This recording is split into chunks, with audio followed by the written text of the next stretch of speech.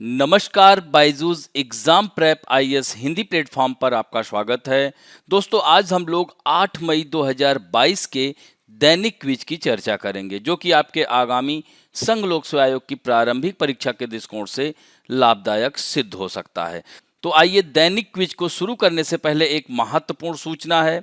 जैसा कि आप लोगों को पता है कि 27 अप्रैल से Byju's exam prep IAS Hindi platform आप लोगों की आगामी प्रारंभिक परीक्षा के लिए यह सीरीज चला रहा है, जिसमें राज्य व्यवस्था, अर्थशास्त्र, अंतर्राष्ट्रीय संबंध और आज से पर्यावरण एवं पारिस्थितिकी शुरू हुआ है। तो इसलिए आशा करता हूं कि आप लोग ज़्यादा से ज़्यादा लोग इसमें भाग लें और अपनी इस तैयारी को और मजबूत बनाएं। और दोस्तों, आप लोग इसे सब्सक्राइब करें, शेयर करें, अपने दोस्तों को भी बताएं और लाइक करें। अब बढ़ते हैं आज के पहले प्रश्न की ओर। निम्नलिखित कथनों में से कौन सा से सही है? पहला है, भारतीय संविधान को अपनाने के बाद से सर्वोच्च न्यायालय में न्यायाधीशों की निश्चित संख्या 34 है। तो दोस्तों, क्या ये कथन सत्य है? हमारा संविधान 26 जनवरी 1950 को भारत एक रिपब्लिक कंट्री बना और दोस्तों 2 दिन बाद ही 28 जनवरी 1950 को सर्वोच्च न्यायालय का उद्घाटन किया गया। तो यह भारत सरकार अधिनियम 1935 के तहत लागू किया गया। तो दोस्तों, मूलतः उच्चतम न्यायालय के न्यायाधीशों की संख्या 8 थी, यानी एक मुख्य न्यायाधीश, 7 अन्य न्यायाधीश। तो यह कथन क्या हो गया? असत्य हो गया। दूसरा है, संविधान में सर्वोच्च न्यायालय के न्यायाधीश के रूप में नियुक्ति के लिए न्यूनतम आयु का निर्धारण नहीं किया गया है। यह कथन एकदम सही है, क्योंकि इसके लिए योग्यता क्या होनी चाहिए? वह भारत का नागरिक हो। दोस्तों, उसे किसी उच्च न्यायालय का कम से कम 5 साल के लिए न्यायाधीश होना चाहिए, या उसे उच्च न्यायालय या विभिन्न न्यायालयों में मिलाकर 10 वर्ष तक वकील होना चाहिए। राष्ट्रपति के मत में उसे एक सम्मानित न्यायविद होना चाहिए, उसे ही न्यायाधीश बनाया जाता है। दोस्तों, तीसरा है, सर्वोच्च न्यायालय और उच्च न्यायालय के न्यायाधीश तब तक पद पर बने रहते हैं जब तक कि उनकी आयु 65 वर्ष नहीं हो जाती। दोस्तों, यह भी कथन असत्य है। हालांकि सुप्रीम कोर्ट के लिए जो तय आयु है 65 वर्ष की आयु तक वह बना रह सकता है, लेकिन उसके मामले में किसी प्रश्न के उठने पर संसद द्वारा स्थापित संस्था इसका निर्धारण करेगी और वह राष्ट्रपति को लिखित त्यागपत्र दे सकता है। और दोस्तों, राष्ट्रपति के आदेश द्वारा उच्चतम न्यायालय के न्यायाधीश को उसके पद से हटाया जा सकता है। राष्ट्रपति ऐसा तभी कर सकता है जब इस प्रकार हटाए जाने हेतु संसद द्वारा उसी सत्र में ऐसा संबोधन किया गया हो। और दोस्तों, इसके लिए न्यायाधीश जांच अधिनियम 1968 उच्चतम न्यायालय के न्यायाधीशों को हटाने के संबंध में महाभियोग की प्रक्रिया का उपबंध करता है। यानी निष्कासन प्रस्ताव 100 सदस्यों, यानी लोकसभा के मामले में 100 सदस्य और राज्यसभा के 50 सदस्यों द्वारा हस्ताक्षर करने के बाद अध्यक्ष सभापति को जाना चाहिए। फिर अध्यक्ष या सभापति इस प्रस्ताव को शामिल भी कर सकते हैं या इसे अस्वीकार भी कर सकते हैं, और इस तरह से स्वीकारोक्ति के बाद सदन में उपस्थित 2/3 सदस्यों के द्वारा इस पर महाभियोग की प्रक्रिया लगाई जाती है। तो यहाँ पर उत्तर क्या होगा? केवल 2, यानी आंसर क्या हो गया? सी होगा। और इससे संबंधित द हिंदू में आई हुई खबर है कि अब न्यायाधीशों की संख्या जो 34, अब तो वर्तमान में सुप्रीम कोर्ट में न्यायाधीशों की संख्या 34, यानी एक मुख्य न्यायाधीश, 33 अन्य न्यायाधीश। तो इस तरह से supreme court to have full strength of 34 जजेज। तो उसी से संबंधित ये खबर आई हुई है। यहाँ पर इन बिंदुओं को देखिएगा। अब बढ़ते हैं दूसरे प्रश्न की ओर। पारंपरिक खेल और संबद्ध राज्य के निम्नलिखित युग्मों में से कौन सा से सुमेलित हैं? पारंपरिक खेल और एक तरफ राज्य दिया है, तो थांग ता मणिपुर, गतका पंजाब, कलरीपायट्टू केरल, सिलंबम तमिलनाडु। तो दोस्तों, यह चारों विकल्प सुमेलित हैं, अतः आंसर डी होगा। और दोस्तों, एक बहुत महत्वपूर्ण यह आज के पीआईबी में खबर आई हुई है कि चौथे खेलो इंडिया यूथ गेम्स में देश भर में 8500 खिलाड़ियों का अब तक का सबसे बड़ा दल भाग लेगा, और इसमें 5 पारंपरिक खेल यानी गतका, कलारीपयट्टू, थांगता, मलखम्ब, योगासन आगामी खेलो इंडिया यूथ गेम्स 2021 का हिस्सा होंगे। और दोस्तों, जया नाम का काला हिरण और विजय नाम का बाघ खेलो इंडिया यूथ गेम्स के शुभंकर हैं और खेलो इंडिया यूथ गेम्स 21 के लिए हरियाणा के शुभंकर का नाम धाकड़ है और इस तरह से 4 जून से लेकर 13 जून के दौरान हरियाणा में यह खेल होने जा रहा है। अब बढ़ते हैं तीसरे प्रश्न की ओर। विदेशी मुद्रा भंडार के संबंध में निम्नलिखित कथनों में से कौन सा से गलत है, ये महत्वपूर्ण है। तो पहला कथन है विदेशी मुद्रा भंडार के 4 घटक विदेशी मुद्रा संपत्ति, सोना, विशेष आहरण अधिकरण और अंतरराष्ट्रीय मुद्रा कोष में मौजूद आरक्षित भंडार है, जहां इन 4 घटकों के बीच सबसे बड़े हिस्से के रूप में सोना होता है। तो दोस्तों क्या ये कथन गलत है? निश्चित रूप से कह सकते हैं ये कथन गलत है, क्योंकि विदेशी मुद्रा भंडार 4 घटकों से बना होता है, जिसमें पहला है विदेशी मुद्रा संपत्ति, ये तो ठीक है। स्वर्ण भी, ये भी ठीक है।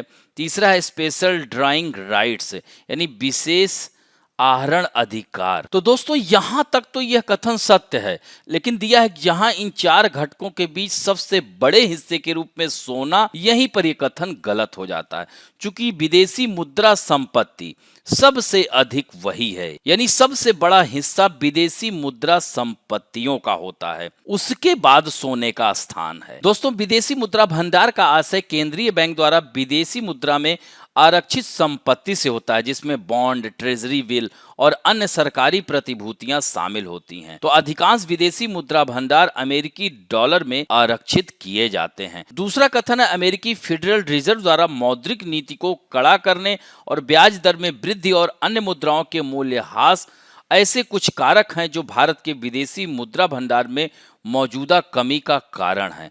तो यह तो कह सकते हैं, तो यह गलत नहीं है। अतः यहां पर उत्तर क्या होगा? केवल एक होगा। दोस्तों इससे संबंधित इंडियन एक्सप्रेस में आई हुई खबर है कि लगातार विदेशी मुद्रा भंडार कम हो रहा है। इसके पीछे कारकों में अगर देखा जाए, यूक्रेन संकट भी एक महत्वपूर्ण कारण है। और दोस्तों मजबूत विदेशी मुद्रा भंडार हमारे देश के हित में होता है, यानी जिस देश के पास मजबूत विदेशी मुद्रा भंडार होता है उस देश की आर्थिक स्थिति भी अच्छी मानी जाती है। ऐसा इसलिए होता है कि अगर दुनिया में कोई दिक्कत आ जाए तो देश अपनी जरूरत का सामान कई माह तक आसानी से मंगा सकता है।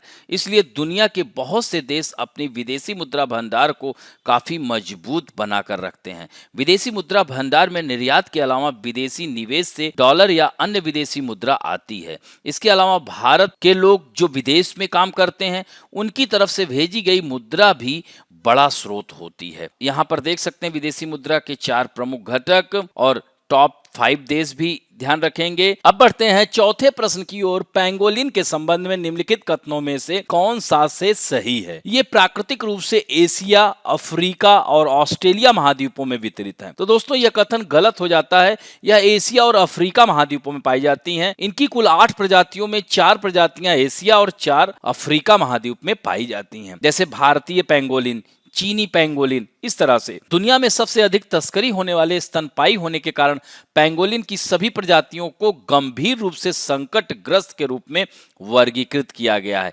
यहीं पर यह कथन गलत है, क्योंकि दोस्तों अंतर्राष्ट्रीय प्रकृति संरक्षण संघ की रेड लिस्ट में इंडियन पेंगोलिन को संकटग्रस्त जबकि चीनी पेंगोलिन को गंभीर संकटग्रस्त की श्रेणी में रखा गया है। और जबकि साइट्स में सभी पेंगोलिन प्रजातियों को लुप्त प्राय प्रजातियों के अंतर्राष्ट्रीय व्यापार पर कन्वेंशन यानी साइट्स के परिशिष्ट 1 में सूचीबद्ध किया गया है। तो इसलिए यह भी कथन गलत हो जाता है। तीसरा, इसके बड़े आकार और सुरक्षात्मक कैरोटीन स्केल्स होते हैं और इस तरह की विशेषता वाला यह एकमात्र ज्ञात स्तनधारी है। तो यह तीसरा कथन ही एकदम सही है। अतः आंसर क्या होगा? बी होगा, चौथे का बी। इससे संबंधित भी द हिंदू में आई हुई खबर है। और दोस्तों पेंगोलिन के बारे में यहाँ पर आप देख सकते हैं कि एशिया और अफ्रीका महाद्वीप में पाया जाता है और भारत में यह उच्च हिमालय और पूर्वोत्तर को छोड़कर शेष भारत में पाया जाता है। यह प्रजाति बांग्लादेश, पाकिस्तान, नेपाल, श्रीलंका में भी पाई जाती है। चीनी पेंगोलिन पूर्वी नेपाल में, हिमालय की तलहटी क्षेत्र में, भूटान, उत्तरी भारत, उत्तरी पूर्वी बांग्लादेश और दक्षिणी चीन में पाई जाती है। अब बढ़ते हैं 2019 में आए हुए प्रश्न की ओर। मुगल भारत के संदर्भ में जागीरदार और जमींदार के बीच क्या अंतर है? पहला कथन है इसमें जागीरदारों के पास न्यायिक और पुलिस दायित्वों के एवज में भूमि आवंटनों का अधिकार होता था, जबकि जमींदारों के पास राजस्व अधिकार होते थे तथा उन पर राजस्व उगाही को छोड़कर अन्य कोई दायित्व पूरा करने की बाध्यता नहीं होती थी। तो दोस्तों यह अंतर ठीक नहीं है, क्योंकि जागीरदारी प्रणाली एक प्रशासनिक प्रणाली थी जिसके माध्यम से भू राजस्व को एक वेतन के बदले में सौंपा जाता था, जिसे जागीर कहा जाता था। जागीरदारी प्रणाली में उन बिचौलियों के वंशानुगत अधिकारों को प्रभावित नहीं किया जिन्हें सामूहिक रूप से जमींदारों के रूप में जाना जाता था। तो जागीरदारों को भूमि का असाइनमेंट वंशानुगत नहीं था और यह अन्य जागीर के लिए भी हस्तांतरणीय है। तो जमींदारों के पास भूमि में अपनी वंशानुगत अधिकार थे और भूमि राजस्व इकट्ठा करने का वंशानुगत अधिकार भी था। तो यहाँ पर दूसरा भी कथन देख रहे हैं ना, जागीर दिया गया है कि जागीरदारों के लिए भूमि आवंटन वंशानुगत होते थे और जमींदारों के राजस्व अधिकार वंशानुगत नहीं होते थे। तो यह भी नहीं सही है, यह भी अंतर गलत है। यानी सही उत्तर, यानी इसमें आप देख सकते हैं कि ये दोनों कथन सही नहीं है जागीरदार और जमींदार के संबंध में, क्योंकि न्यायिक और पुलिस कर्तव्य को स्थानीय रूप से जमींदारों द्वारा किया जाता था और जागीरदार सैन्य सेवाओं के बदले भूमि असाइनमेंट के धारक थे। तो मुगल सम्राट ने मनसबदारों को जागीरें आवंटित की, राजस्व संग्रह के लिए मनसबदारों ने अपना समझौता किया था। तो यहाँ पर यह देख सकते हैं कि जागीरदार क्या है, एक प्रशासनिक प्रणाली थी, यह ध्यान रखेंगे। तो यह दोनों जो है कथन गलत हैं, अतः ना तो एक ही होगा ना तो दो ही, अतः उत्तर डी होगा। अब बढ़ते हैं दोस्तों वर्चुअल प्राइवेट नेटवर्क, जिसे वीपीएन कहते हैं। दोस्तों साइबर अपराध से लड़ने और भारत की संप्रभुता, अखंडता और सार्वजनिक व्यवस्था को लागू करने जैसे उद्देश्यों का हवाला देते हुए इलेक्ट्रॉनिक्स और सूचना प्रौद्योगिकी मंत्रालय के एक विंग सर्ट इनके 26 अप्रैल के निर्देश में कहा गया है कि वीपीएन प्रदाताओं को 5 साल तक रखना चाहिए। हालांकि इसका विरोध हो रहा है। वीपीएन एक निजी सुरक्षित सेवा है, इंटरनेट जैसे सुरक्षित नेटवर्क पर इनक्रिप्टेड कनेक्शन बनाती है। जैसे आप मान लीजिए किसी मल्टीनेशनल कंपनी में काम करते हैं तो वो आपको अपना वीपीएन एक्सेस देती है, तो उससे डेटा चोरी नहीं हो सकता, इससे साइबर सुरक्षा होती है। तो इस तरह से कह सकते हैं कि दो या दो से अधिक उपकरणों के बीच एक सुरक्षित व सुरंग है और इंटरनेट से जुड़े कोई भी और सभी उपकरण दुनिया भर में फैले कंप्यूटर, सर्वर और अन्य उपकरणों के एक बड़े नेटवर्क का हिस्सा है। यानी उसी में ही यह अपनी एक खोल बना करके रहता है और इसके ऊपर कोई भी बाहरी अटैक नहीं हो पाता है और इस तरह से वीपीएन कार्य करता है। दोस्तों संक्षेप में कहें तो वीपीएन आपके डेटा के लिए एक प्रॉक्सी पहचान बनाता है और डेटा की सामग्री को परेशान किए बिना इसे सुरक्षित रूप से वितरित करता है। और वीपीएन प्रदाताओं और उपयोक्ताओं के लिए गुमनामी या गोपनीयता इतनी महत्वपूर्ण क्यों है? तो दोस्तों यहां पर दिया है कि वीपीएन सेवा प्रदाताओं और उपयोगकर्ताओं दोनों के लिए गुमनामी महत्वपूर्ण है। इसका मुख्य कारण यह है कि ज्यादातर वेबसाइटों और साइबर अपराधियों द्वारा ट्रैक किए जाने से यह बचने में मदद करता है, क्योंकि वीपीएन डिवाइस के स्थान को सभी से छुपाता है। इसलिए यह सरकार और कानून प्रवर्तन एजेंसियों को स्थान की सही पहचान करने से भी रोकता है।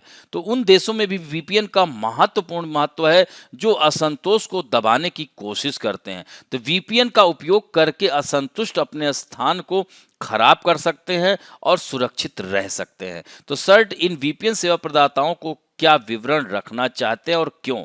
तो 26 अप्रैल के दिशा निर्देश अनुसार सर्ट इन ने वीपीएन सेवा प्रदाताओं को 5 साल या उससे अधिक समय तक अपने ग्राहकों के मान्य नाम, जिस अवधि के लिए उन्होंने सेवाएं दी थी, उन उपयोगकर्ताओं को आवंटित आईपी पते जैसे विवरण बनाए रखने के लिए कहा गया है और इसी का दोस्तों विरोध हो रहा है। तो इस तरह से आज का अंक यहीं समाप्त करते हैं। आशा करता हूं कि आज का भी अंक आप लोगों को अच्छा लगा होगा। यदि अच्छा लगे तो प्लीज लाइक, शेयर, सब्सक्राइब और बेल आइकन दबाना ना भूलें। साथ में कमेंट जरूर करें। धन्यवाद।